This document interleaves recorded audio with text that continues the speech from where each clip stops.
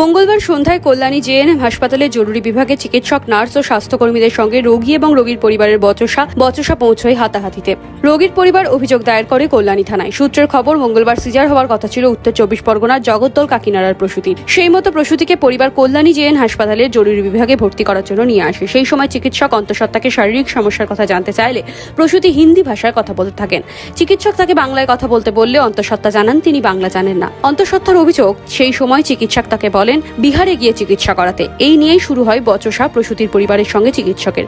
সমস্ত কথোপকথন মোবাইল ফোনে রেকর্ড করা হয়, আর তাতেই ক্ষিপ্ত চিকিৎসক থেকে স্বাস্থ্যকর্মী, নার্স সকলে। মোবাইলটি কেড়ে নেওয়ার চেষ্টা করতেই শুরু হয় ধাক্কাধাক্কি। পরে রোগী নিয়ে রোগীর পরিবার কল্যাণী থানায় ওই চিকিৎসক এবং স্বাস্থ্যকর্মীদের বিরুদ্ধে অভিযোগ জানায়। অপরদিকে স্বাস্থ্যকর্মী এবং চিকিৎসকের গায়ে হাত দেওয়া এবং কাজে বাধা দেওয়ার জন্য তার সঙ্গে বিনা অনুমতিতে মোবাইলে ছবি তোলায় পাল্টা অভিযোগ জানিয়েছেন হাসপাতাল। উভয় পক্ষের অভিযোগের ভিত্তিতে ঘটনার তদন্ত শুরু করেছে কল্যাণী থানার পুলিশ। अंदर में बैठाया गया डॉक्टर चेकअप करने के लिए।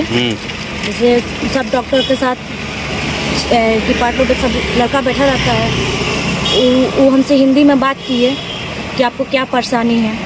हम जैसे बोलने गए, परेशानी अपना बताने गए, उसी तरह जो डॉक्टर थी वो झाड़ के बोलने लगी कि उससे हिंदी में क्यों बात कर रहे हैं, जो बोलना है बांग्ला में बोलो, अगर हिंदी में बात करना है तो उसको जहाँ से वो आई बोल दो वहाँ पर चले जाने के लिए।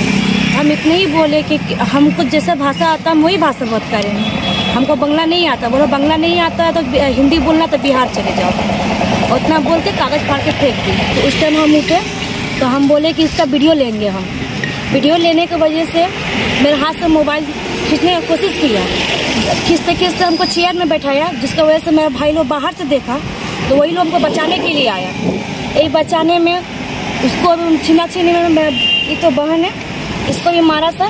आया लोग मिल के मारी है, भाई लोग को मार के जेल में दे दिया। मोबाइल जो था जिसमें वीडियो हुआ था वो कैमरा फेंक दिया मोबाइल। जब मेरी बहन को मोबाइल छीन रहा था लोग, तो हम गए अंदर उसको छुड़ाने के लिए।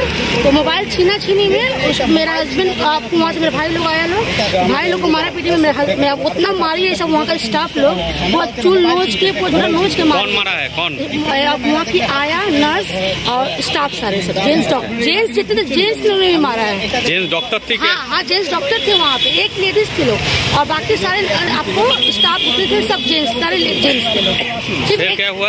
उसके बाद हम लोग वो हाथों टाइम, उसके बाद इन लोगों तीनों को बाहर निकाल के हमको गेट के अंदर बंद कर दिया था सब।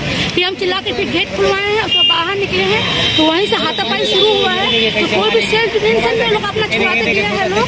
और उसके बाद आप जानते हुए बाहर मेन गेट पर करीबन 50 लोग आके भाई को और मेरा बहन हो कि मेरे हस्बैंड को मारा है लोग। पूरा उसका पूरा सीना पूरा खून है हस्बैंड का, मेरे बहन का पूरा आँख पे चोट है। और उसके बाद हम लोग जब बाहर आ गए, हम स्टेशन पे बैठे हुए थे लोग, स्टेशन से मेरे हस्बैंड को उठा के थाना में ले आके भर्ती कर दिया। কি হয়েছিল ঘটনাটা?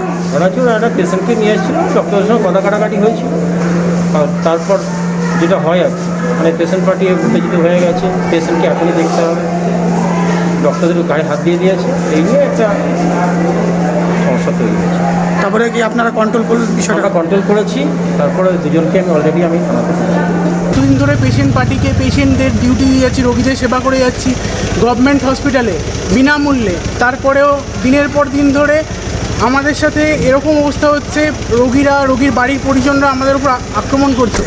ঠিক আছে, তাদের ন্যূনতম মানসিক অবস্থা নেই, তাদের ন্যূনতম ধৈর্য শক্তি বা তাদের এরকম অবস্থাও নেই। রোগী হসপিটালে আসি, আমরা বিনামূল্যে চিকিৎসা করি, তারপরেও আমাদের এরকম অবস্থা। চিকিৎসকরা আক্রান্ত হচ্ছে, চিকিৎসকদের যে রুলস আছে, রেগুলেশন আছে, সেই অনুযায়ী তাদের এগেনস্টে ব্যবস্থা নেওয়া হবে। সরকারি সম্পত্তি ভাঙা এবং সরকারের স্টাফদেরও কর্তব্যরত করে তাদেরকে অ্যাসল্ট করা, তার জন্য ব্যবস্থা নেওয়া হবে।